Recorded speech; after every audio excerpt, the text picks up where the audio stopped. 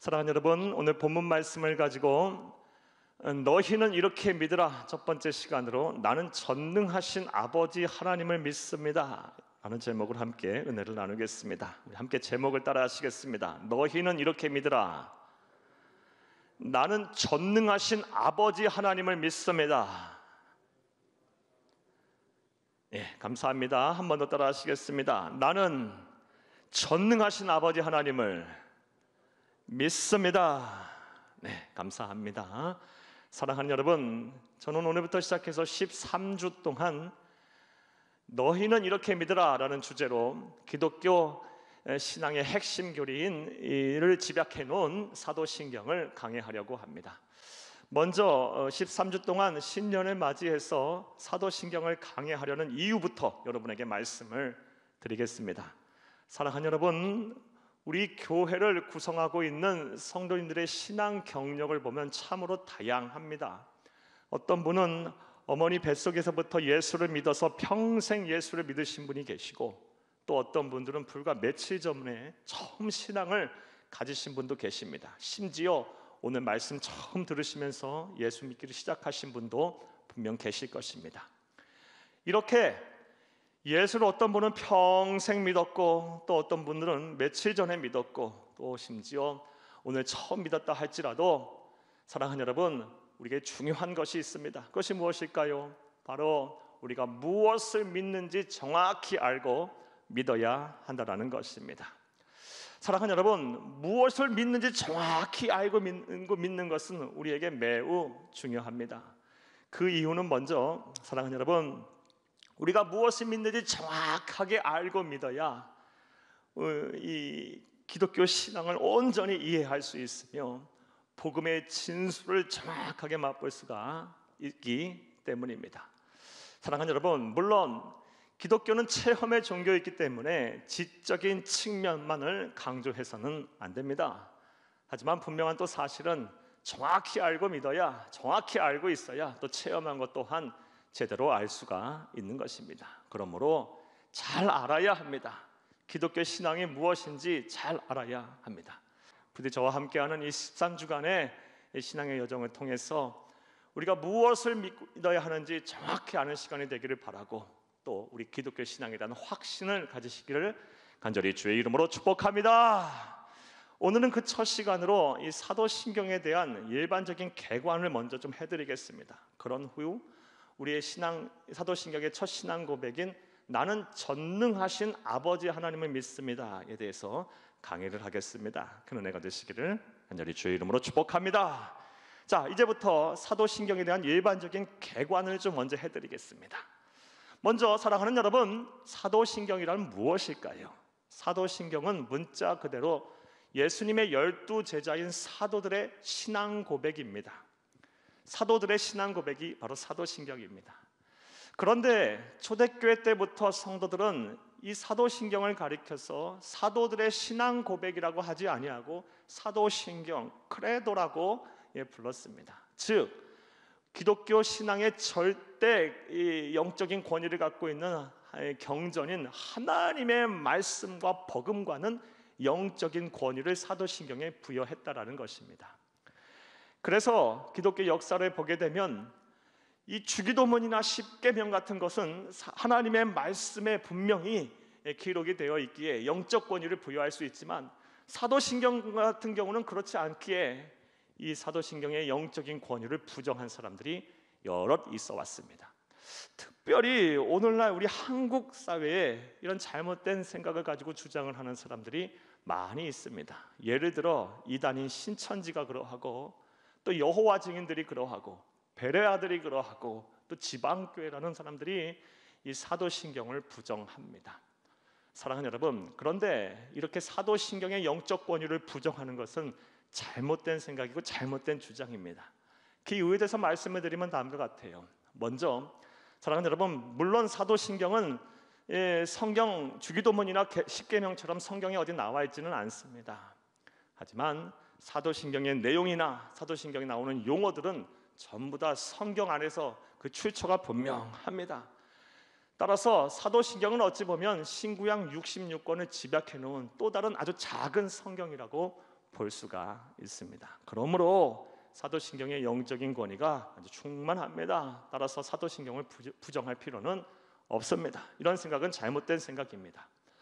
또 다른 이유는 사랑하는 여러분, 사도신경을 전승한 사람들, 그리고 교회가 이 사도신경을 제정하고 전승하고 전파하는 과정 속에서 성령의 능력, 성령의 역사가 나타났기 때문입니다. 사도신경은 먼저 예수님의 12제자인 사도들이 신앙 고백을 했고, 이어서 교회 역사를 보게 되면 속사도들이, 그리고 이어서 또 교부들이, 또 이어서 이 수많은 믿음의 선배들 가운데 순교자들의 입을 통해서 이 신앙이 공고해졌습니다. 사랑하는 여러분, 사도신경 한 문항 한 문항, 한 고백 한 고백은 그저 그냥 만들어진 것이 아닙니다. 우연히 만들어진 것이 아닙니다. 수많은 선교자들의 피와 눈물과 땀을 통해서, 그 속에서 이 사도신경 한 구절 한 구절이 신앙 고백이 되었고, 성령의 역사와 이끄심에 따라 이 한 구절 한 구절이 신조로 세워졌음을 믿으시기를 간절히 주의 이름으로 축복합니다. 그리고 기독교는 2000 역사를 통해서 복음이 전해지는 곳에서는 문화와 인류와 역사를 초월해서 동일한 신앙, 동일한 신조, 동일한 내용으로 고백이 됐습니다. 사랑하는 여러분, 이것이 하나님께서 하시지 않으면 어떻게 가능하겠습니까? 생각을 한번 해보시기 바랍니다. 우리가 내가 가지고 있는 생각을 누군가에게 전달하려고 할 때 며칠만 지나고 말과 상황과 문화만 달라도 금방 이 내가 전하려는 생각이 왜곡이 되고 달라질 거예요. 하지만 무려 2000년이라는 시간 동안 복음이 전해지는 곳마다 인종이 다르고 문화와 다르고 말이 다르고 역사가 다른다 할지라도 동일한 신조, 동일한 내용으로 고백이 되어졌다 한다는 것은 이건 하나님께서 개입하셨기 때문에 가능한 것입니다. 성령의 역사로 말미암는 것입니다. 할렐루야! 따라서 자칭 자신이 예수라 하며 하나님이라고 하고 복음을 왜곡하고 성경을 극단적으로 해석하며 또 기독교 신앙을 반대하는 안티크리스천들의 이런 이야기를 듣고 사도신경을 부정하거나 그것의 영적인 권위를 깎아내리는 그런 어리석은 행동을 하지 말아야 할 것입니다. 할렐루야! 자, 저는 지금까지 사도신경이 무엇인지에 대해서 말씀을 드렸습니다. 자, 그렇다면 또 생각을 해보겠습니다. 사도신경의 기원, 언제부터 시작이 됐을까요? 사랑하는 여러분, 이에 대해서 정확히 우리 알 수는 없습니다. 왜냐하면 이것을 입증할 만한 정확한 사료가 남아있지 않기 때문이에요. 우리 인류가 가지고 있는 사도신경 제일 오래된 전문은 제2세기 로마 교회 세례 예식서 안에 있습니다. 2세기 로마 교회 안에 존재했던 세례 예식서가 지금 남아있는데, 그 세례 예식서 안에 사도신경 전문이 남아 있습니다. 따라서 학계에서는 사도신경이 이 예수님의 12제자 중에 마지막 하나님의 나라에 간 사도 요한 선생님이 소천할 당시 약 주후 90년경에 그 원형이 만들어졌고, 이후 초대교회에 다 이렇게 전승이 되었다가 이 주후 7세기 또는 8세기에 서방교회에서 공식화됐다라고 이렇게 생각하는 것이, 주장하는 것이 학계의 정설입니다. 자, 이제 사도신경의 주제와 또 내용별 구조에 대해서도 여러분에게 말씀을 드리겠습니다. 이것은 표를 보면서 여러분에게 설명을 해드리겠습니다. 자, 사도신경의 주제는 총 5가지입니다. 먼저는 성부 하나님, 그리고 두 번째 주제는 성자 예수님입니다. 그리고 세 번째 주제는 성령 하나님, 그래서 성부, 성자, 성령 하나님에 대한 삼위일체에 대한 신앙 고백이 제일 먼저 나옵니다. 네 번째 주제는 교회에 관한 이야기입니다. 교회. 그리고 다섯 번째 주제는 성도, 성도의 삶에 대한 주제입니다. 성자, 성부 하나님, 성자 예수님, 성령 하나님, 교회, 그리고 성도, 이 5가지가 사도신경의 주제입니다. 이 5가지 주제 안에서 총 12항목으로 신앙 고백을 하게 됩니다. 하나하나 살펴보면, 먼저 성부 하나님에 대한 신앙 고백은 나는 전능하신 아버지 하나님 천지의 창조주를 믿습니다. 한 문항 안에 2 내용입니다. 자, 그리고 성자 예수님에 대한 신앙 고백은 총 6가지입니다. 나는 그의 유일하신 아들 우리 주 예수 그리스도를 믿습니다. 두 번째 신앙 고백은 그는 성령으로 잉태되어 동정녀 마리아에게서 나시고, 세 번째 신앙 고백은 본디오 빌라도에게 고난을 받아 십자가에 못 박혀 죽으시고, 네 번째 신앙 고백은 장사된 지 사흘 만에 죽은 자 가운데서 다시 살아나셨으며, 다섯 번째 신앙 고백은 하늘에 오르시어 전능하신 아버지 하나님 우편에 앉아 계시다가, 여섯 번째 신앙 고백은 거기로부터 살아있는 자와 죽은 자를 심판하러 오십니다. 우리 성자 예수님에 대해서는 총 6가지 신앙 고백을 합니다. 그리고 성령 하나님에 대해서는 성령 하나님을 믿습니다. 한 신앙 고백이고, 교회에 대해서는 나는 거룩한 공교회를 믿습니다. 성도의 신앙 고백은 나는 성도의 교제와 죄를 용서받는 것과 몸의 부활과 영생을 믿습니다. 총 3 신앙 고백을 항목으로 하고 있습니다. 이렇게 사도신경은 총 5개 주제 12항목으로 신앙 고백을 하면서 이 안에는 신론, 창조론, 기독론, 구원론, 부활론, 재림론, 그리고 성령론, 교회론, 그리고 성도의 교제와 삶에 대해서 하나하나 아주 함축적으로 내용이 담겨 있습니다. 앞으로 13주 동안 하나하나 한 문항 한 문항을 살펴보면서 이 안에 우리에게 주시는 하나님의 은혜와 또 영적인 교훈과 또 신앙의 참된 기독교 신앙의 참된 진리를 찾겠습니다. 그 은혜가 되시는 여러분 되기를 간절히 주의 이름으로 축복합니다. 축복합니다. 사랑하는 여러분, 저는 지금까지 이 사도신경의 아주 일반적인 개관을 여러분 말씀을 드렸습니다. 사도신경은 무엇이고, 또 사도신경을 우리가 부정해서는 안 되는 이유가 무엇이며, 또 사도신경 기원은 어떻게 됐고, 사도신경의 주제는 무엇이고, 사도신경의 내용과 구조는 어떻게 되어 있는지 여러분에게 말씀을 드렸습니다. 자, 이러한 내용 이해를 바탕으로 오늘은 이 사도신경 가운데 첫 번째 주제인 성부 하나님에 관해서 우리가 살펴볼 텐데, 성부 하나님에 대한 신앙 고백은 나는 전능하신 아버지 하나님 천지의 창조주를 믿습니다. 자, 이거는 한 항목이지만 두 내용으로 되어 있어요. 따라서 오늘 시간 관계상 먼저 앞의 내용인 나는 전능하신 아버지 하나님을 믿습니다. 나는 전능하신 아버지 하나님 천지의 창조주를 믿습니다 중 먼저 앞의 내용인 나는 전능하신 아버지 하나님을 믿습니다에 대해서 살펴보겠습니다. 그리고 뒤의 내용은 다음 주에 살펴보려 합니다. 그런 은혜가 되시기를 바랍니다. 자, 한번 따라 하시겠습니다. 나는 전능하신 아버지 하나님을 믿습니다. 한 번 더 따라 합니다. 나는 전능하신 아버지 하나님을 믿습니다.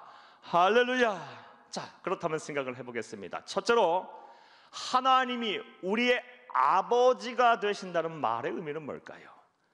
하나님이, 우리 성부 하나님에 대해서 우리가 신앙 고백을 합니다.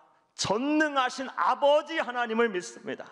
그렇다면 하나님이 우리의 아버지가 되신다는 말의 의미부터 생각을 해보겠습니다. 이 말의 의미가 뭘까요? 하나님이 우리의 아버지가 되신다. 우리가 사도신경으로 신앙 고백하면서 나는 전능하신 하나님 아버지를 믿습니다 할 때 우리는 어떠한 생각을 가지고 신앙 고백하면서 이 신앙 고백을 해야 할까요? 자, 답부터 말씀을 드리면, 하나님이 우리의 아버지가 되신다는 것은 하나님은 사랑이시다라는 뜻입니다. 자, 따라 하시겠습니다. 하나님은 사랑이시다. 하나님은 사랑이시다. 우리 요한일서 4장 16절을 함께 읽겠습니다. 하나님이 우리를 사랑하시는 사랑을 우리가 알고 믿었노니 하나님은 사랑이시라. 사랑 안에 거하는 자는 하나님 안에 거하고 하나님도 그의 안에 거하시느니라. 할렐루야. 하나님이 우리의 아버지가 되신다. 하나님은 우리의 사랑이십니다. 나를 사랑하시는 분이십니다. 자, 사랑하는 여러분, 여러분 아버지라는 이 단어를 떠올리면 어떤 이미지가 연상이 되십니까? 오늘날 많은 사람들이 이 시대가 변해서 우리 자녀들하고 격이 없게 지내지만 우리는 오랜 시간 동안 유교 문화권 속에서 살았습니다. 그러다 보니 아버지라는 이미지를 단어를 떠올리게 되면 아버지는 좀 묵뚝뚝하고 좀 집안의 어른으로서 다가가기가 좀 어렵고 어머니보다는 조금 더 이렇게 가까이 하기 힘든 그런 분으로 아마 여러분들 대부분이 아마 생각을 하실 것입니다. 자, 그런데 분명한 사실은 아버지가 설령 겉으로는 그런 분이라 할지라도 자녀를 사랑하는 마음은 다를 것입니다. 자녀를 사랑하는 마음은 아주 뜨거울 거예요. 그 자녀를 사랑하는 아버지의 마음은 한없이 깊을 거예요. 특별히 우리나라 이 아버지들은 이 자녀를 사랑하는 마음이 아주 간절합니다. 세상 어느 아버지에 비해서 전혀 견주어 봐도 부족함이 없습니다. 자녀를 위해서 아낌없이 희생하는 이 아버지들이 우리나라 아버지들의 모습이에요.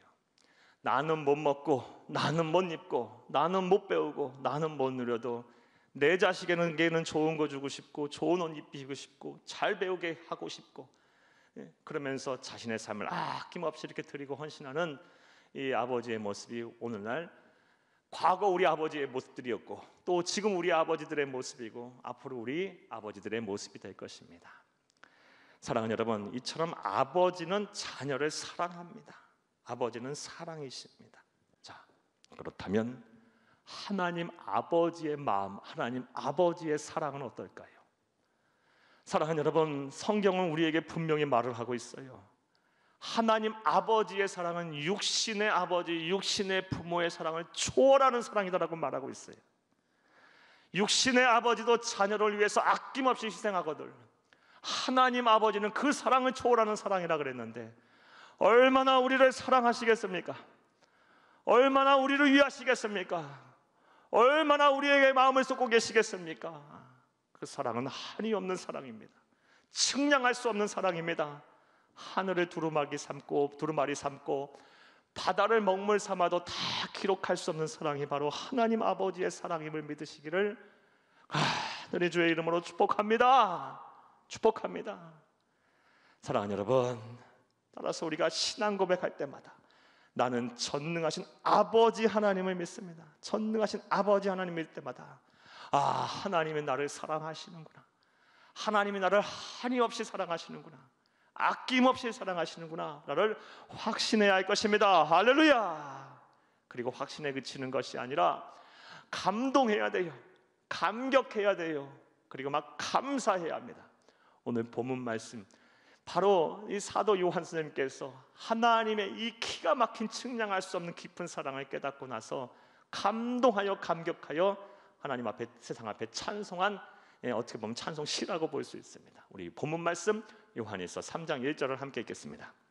보라, 아버지께서 어떠한 사랑을 우리에게 베푸사 하나님의 자녀라 일컬음을 받게 하셨는가. 우리가 그러하도다. 그러므로 세상이 우리를 알지 못하면 그를 알지 못함이라. 보라, 하나님께서 얼마나 나를 사랑하시는가, 얼마나 우리를 사랑하셔서 자녀라 일컬음을 받게 하셨는가. 안타깝구나. 세상 사람들은 이 하나님의 사랑을 몰라서, 우리를 모르니, 그를 모르니 얼마나 안타까운가. 사랑하는 여러분, 저와 여러분 또한 이 하나님의 사랑을 분명히 알고 하나님의 사랑을 온전히 믿으며 하나님의 사랑에 감사하며 늘 찬송하는 삶을 살아야 할 줄로 믿습니다. 자, 정리해 볼게요. 하나님이 우리의 아버지가 되신다는 말의 의미가 뭘까요? 하나님은 사랑이시고 측량할 수 없는, 한이 없는 그 사랑을 가지고 우리를 어떻게 하신다? 사랑하고 계신다라는 사실입니다. 우리가 신앙 고백할 때마다 이 하나님의 사랑을 받아들여야 돼요. 하나님의 사랑을 누려야 돼요. 하나님의 사랑 속에 들어가야 돼요. 막 젖어서, 이 하나님의 사랑 속에 젖어서 충만한 은혜 가운데 우리가 이 세상을 살아야 할 줄로 믿습니다. 자, 첫 번째로 하나님이 우리의 아버지가 되신다는 말의 의미는 하나님은 사랑이시다라는 것입니다. 자, 둘째로, 그렇다면 하나님이 전능하신 아버지가 되신다는 말의 의미는 뭘까요? 우리가 신앙 고백합니다.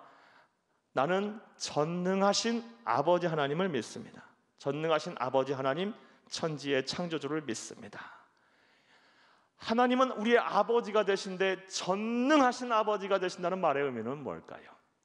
사랑하는 여러분, 전능하시다라는 말의 의미는 다음과 같은 의미가 있습니다. 먼저, 모든 것을 하실 수 있는 분이시다, 능치 못할 일이 없으신 분이시다 라는 말의 의미를 가지고 있습니다. 그러니까 하나님은 우리를 사랑하시는 아버지가 되시는데 한계를 가지고 계신 분이 아니라 모든 것을 하실 수 있고 능치 못할 일이 없으신 분이시라는 것입니다. 할렐루야. 이것을 가리켜서 신학적인 용어로는 하나님의 초월성, 하나님의 전능성이라고 합니다. 따라서 우리가 이 세상을 사는 동안 힘들고 어려운 일이 우리 앞에 있다 할지라도 낙심할 필요가 없어요. 우리의 삶의 문제가 내가 감당하기 어렵고 내가 어떻게 해결하기 벅차다 할지라도 염려할 필요가 없어요. 우리를 나보다 나를 더 사랑하시는 그 하나님 아버지께서는 능치 못할 일이 없으신 분이기 때문입니다. 모든 것을 하실 수 있는 분이기 때문입니다. 여러분, 이 믿음 안에 들어가시기를 간절히 주의 이름으로 축복합니다. 그리고 염려와 근심에서 벗어나 참된 자유와 만족을 누리시는 삶을 사시기를 간절히 주의 이름으로 또한 부탁합니다. 할렐루야. 전능하신 아버지 하나님, 모든 것을 하실 수 있는 사랑의 하나님이라는 뜻입니다.